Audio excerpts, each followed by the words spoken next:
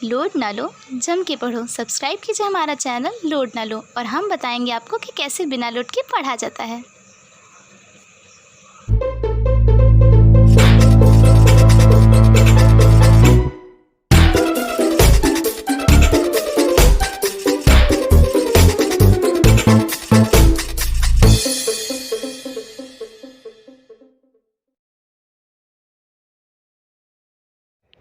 Hello दोस्तों, load ना लो में आपका हार्दिक स्वागत है। मैं आकांक्षा आज आपके लिए लेके आई हूँ जैव विविधता संरक्षण से के कुछ नियम और इसमें नेशनल पार्क के बारे में कुछ जानकारियाँ, ताकि आपको ये पता रहे कि भारत में कहाँ कहाँ मुख्यतः नेशनल पार्क्स हैं। ठीक है। और सबसे बड़ी बात यह है कि वन जीव संरक्षण के कुछ नियम जो बहुत ही इम्पॉर्टेंट है आपकी परीक्षा के लिए, उनके बारे में आज हम बात करेंगे। चलिए बात करते हैं। जैसे कि हम लोग जानते हैं कि भारत पर्यावरण संरक्षण के लिए अपनी कितनी जिम्मेदारियाँ निभाता हुआ बहुत पहले से चला आ रहा है, उसमें कोई बोलने की बात ही नहीं है। और देश बहुत बाद में जागरूक हुए हैं, लेकिन हमारा देश भारत प्राचीन काल से ही जैव विविधता और उनके संरक्षण की बात करता आया है। वन्य जीवों के बारे में हो, चाहे पेड़ पौधों के बारे में हो, हमारे यहाँ बहुत ही एक सीमित हमारे यहाँ बात कही गई है सीमित शब्दों में कि जितनी आपको ज़रूरत है प्रकृति से उतना ही लीजिए, उससे ज़्यादा मत लीजिए।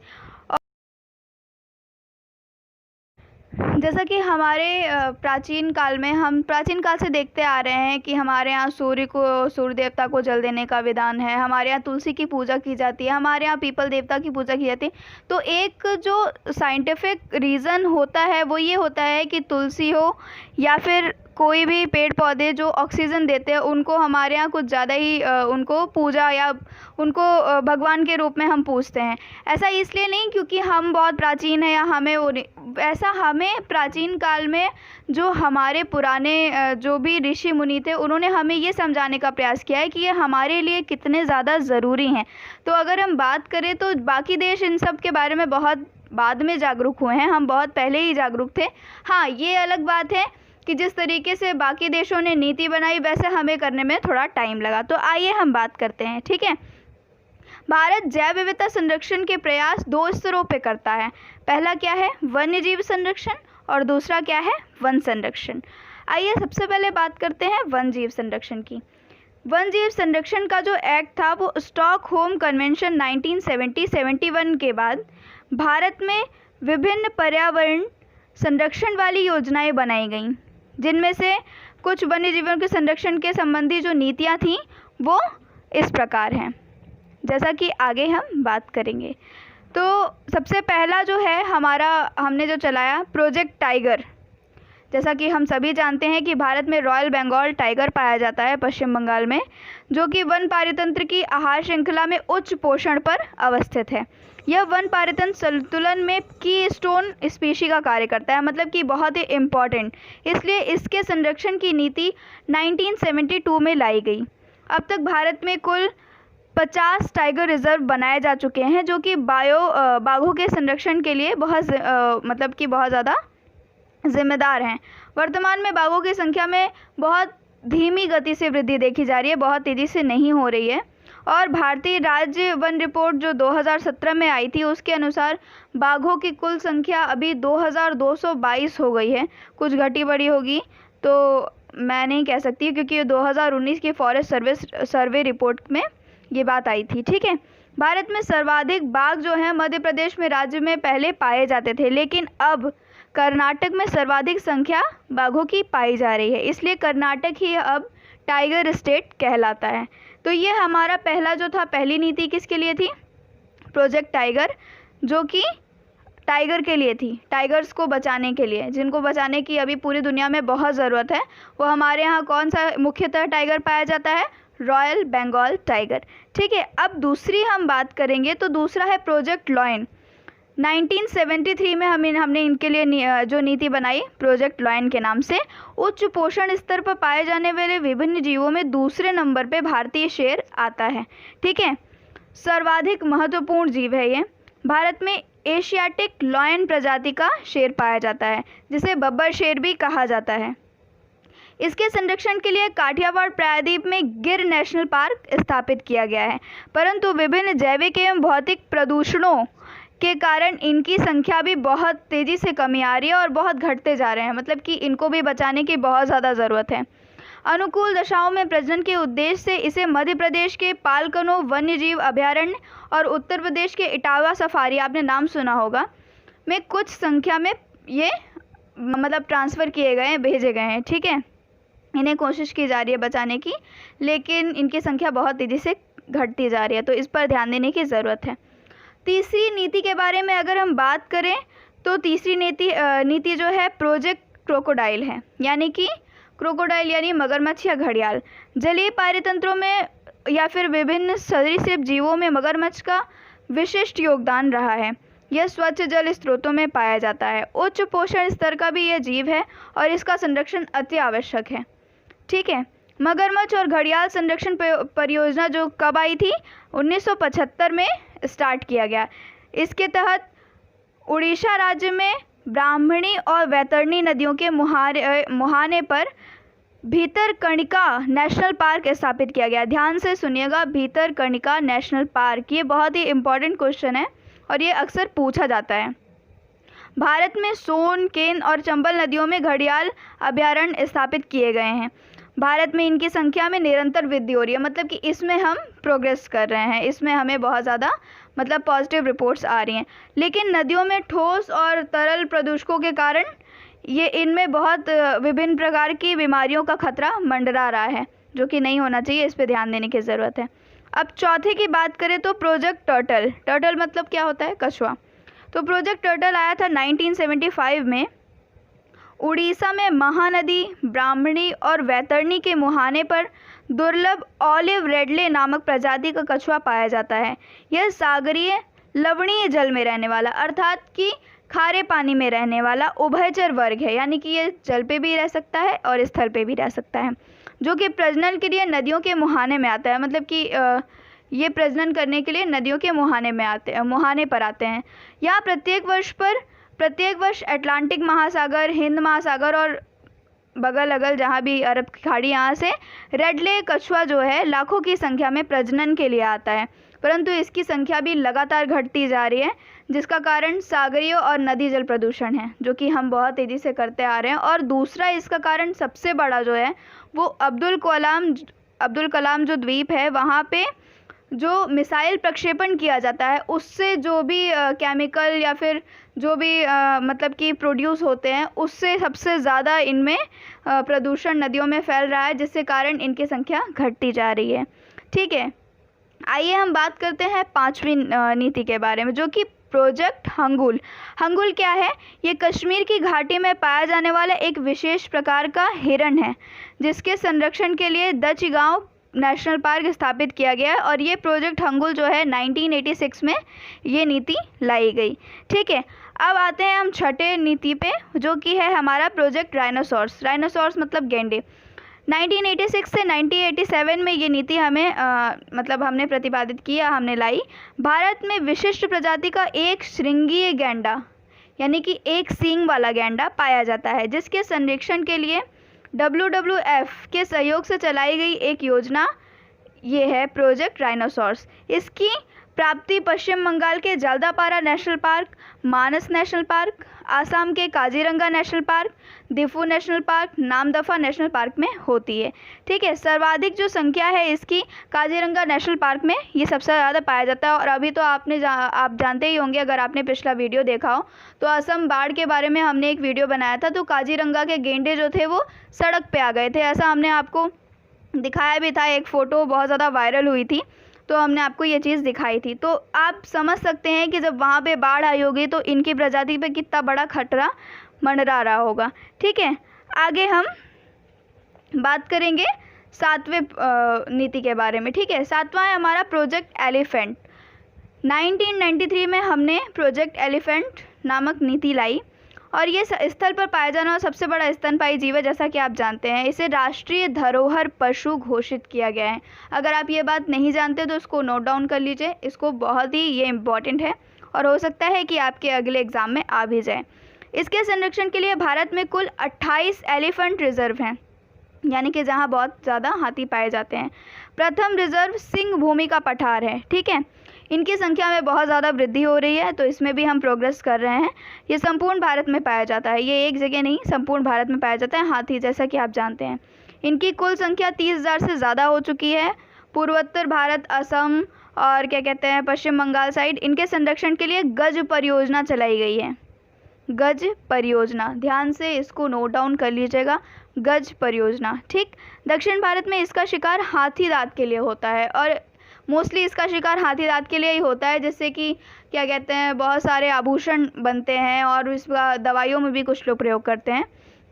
तो ये हो गई प्रोजेक्ट एलिफेंट की बात। अब हम आते हैं हमारी 8वीं नीति की ओर, जो कि है प्रोजेक्ट रेड पांडा।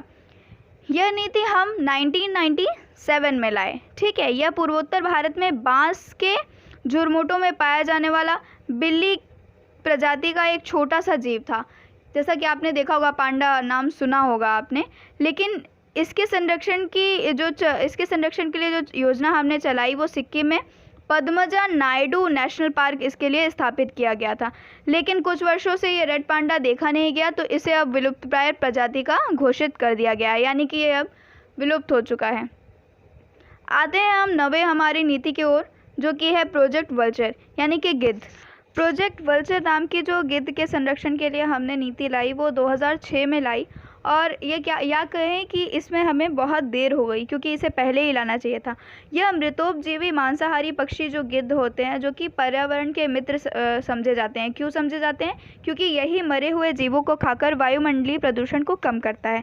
परंतु विभिन्न पालतू पशुओं में दर्द निवारक दवा डाइक्लोफेनाक, जिसे आपने नाम सुना होगा, उसके प्रयोग से होने वाले बायोमैग्निफिकेशन यानी कि जैव आवर्धन की क्रिया से इसकी प्रजनन क्रिया तथा अंडे से चूजे के परिपक्व होने में जो समय लगता था, उसमें नकारात्मक प्रभाव से इसकी संख्या में अत्यधिक कमी आई है, या फिर ये कहें कि एक विलुप्तप्राय जीव के रूप में हम इसे कह सकते हैं। इसके संरक्षण तथा प्रजनन हेतु हरियाणा में पिंजौर तथा करनाल में गिद्ध प्रजनन शोध संस्थान स्थापित किया गया। इसको ध्यान से नोट डाउन कर लीजिएगा। क्या नोट डाउन करना है? गिद्ध के लिए कहाँ पे स्थापित किया गया है? हरियाणा में पिंजौर तथा करनाल में गिद्ध प्रजनन शोध संस्थान, ठीक है, इसको स्थापित किया गया है। आइए हम आते हैं हमारी 10वीं नीति की ओर, जो कि है प्रोजेक्ट स्नो लेपर्ड।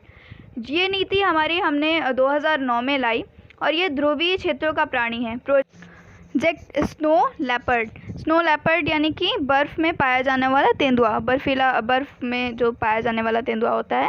इसकी नीति हमने 2009 में लाई। ये ध्रुवीय क्षेत्रों का प्राणी है, जो सदा हिम आच्छादित क्षेत्रों में पाया जाता है। हिम आच्छादित क्षेत्र मतलब कि जो बर्फ़ से ढके क्षेत्र होते हैं, उनमें ज़्यादातर ये पाया जाता है। भारत में ये कहाँ पाया जाता है? Kanchenjunga great Himalayan national park, Himachal Pradesh और उत्तराखंड के हिमाच्छादित शिखरों पे पाया जाता है। इसके संरक्षण के लिए जो हमने योजना चलाई उसका नाम क्या है? Project snow leopard. कब आई है? 2009 में, ठीक है।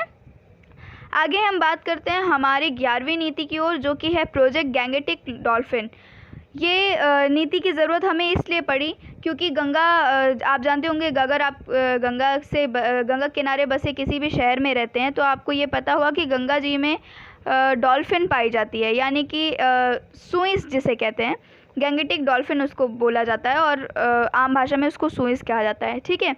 इसको राष्ट्रीय जल पशु घोषित किया गया है, बहुत पहले ही हमने घोषित कर दिया था, लेकिन अचानक से इसकी संख्या में निरंतर कमी आने लगी। क्यों? क्योंकि गंगा में हमने बहुत ज़्यादा प्रदूषण को बहाना स्टार्ट कर दिया, और ज़्यादा प्रदूषण के कारण ये मरने लगी। तो इसलिए हमें इस प्रोजेक्ट को लाना पड़ा 2012 में। और यह सूंस प्रजाति का जलीय स्तनधारी जीव है, जिसकी प्राप्ति मध्य गंगा की घाटी में होती है। जैसे कि अगर आप जानते हो, आप अगर इलाहाबाद से हैं तो इलाहाबाद में, या फिर हरिद्वार से हैं तो हरिद्वार, या फिर जहाँ भी गंगा जी बहती हों वहाँ से, तो वहाँ पे ये मध्य गंगा की घाटी में होता है। इसके संरक्षण के लिए बिहार में पटना से भागलपुर के मध्य ये योजना चलाई गई है। कौन सी योजना? प्रोजेक्ट गैंगेटिक डॉल्फिन, ठीक। आइए, अगर ये थी हमारी कुछ 11 नीतियाँ। ये क्या थी? वन्यजीव संरक्षण के लिए नीतियाँ जो चलाई गई थी। अब आते हैं हमारी दूसरी पे, जो कि है वन संरक्षण, यानी कि फॉरेस्ट कंजर्वेशन, ठीक है। भारत में वन संरक्षण के प्रयास औपनिवेशिक काल से ही आरंभ कर दिए गए थे, जिन्हें हम इन बिंदुओं में देख सकते हैं। जैसा कि है, पहला, राष्ट्रीय वन अधिनियम 1927। ये भारत की पहली वन नीति थी जिसके लिए किसी विभाग को वन क्षेत्र के अंतर्गत लाया जाता है और इस पे वन विभाग का अधिकार हो जाता है। ठीक है, अगर इस पे किसी विभाग पे वन विभाग का अधिकार हो गया तो उस पे किसी भी प्राणी का कोई अधिकार नहीं रह जाता और वो वहाँ पे कभी कभार तो वहाँ जाना भी आपका अलाउड नहीं होता। ठीक, आगे इसमें हम बात करेंगे कि इस अधिनियम के बाद जो भी है, पहली बार वनों को 3 भागों में वर्गीकृत कर दिया गया। ठीक है, पहला क्या था? रिजर्व फॉरेस्ट, दूसरा क्या था? प्रोटेक्टेड फॉरेस्ट, और तीसरा क्या था? Village forest. ठीक है, आगे हम इसमें अगर हम बात करें तो रिजर्व फॉरेस्ट वो फॉरेस्ट होते हैं जहाँ किसी की भी आने जाने की मनाही होती है, जहाँ कोई भी आ जा नहीं सकता है। और दूसरी बात करें तो प्रोटेक्टेड फॉरेस्ट वो होते हैं जहाँ की एक क्या कहते हैं, अगर आप अनुमति ले लेते हैं तो आप वहाँ जा सकते हैं। रिजर्व फॉरेस्ट में आपको ना तो अनुमति मिलेगी ही और ना आपको वहाँ पे जाना ही है। ठीक है, तीसरा होता है विलेज फॉरेस्ट, जिन्हें किसी गांव के जंगलों को विलेज फॉरेस्ट बना दिया जाता है। यहाँ कोई विशेष मतलब की पाबंदी नहीं होती है, यहाँ जाया जा सकता है और कुछ खास इसमें वो भी नहीं रहता, कोई नियम भी ज़्यादा कड़े नहीं रहते। लेकिन रिजर्व फॉरेस्ट और प्रोटेक्टेड फॉरेस्ट में नियम बहुत कड़े रहते हैं। ठीक है, इस अधिनियम के तहत वन क्षेत्र के नियमों के उल्लंघन पर दंड का प्रावधान किया गया, मतलब कि जो भी इसके उल्लंघन करता तो उसको दंड देने का प्रावधान किया गया।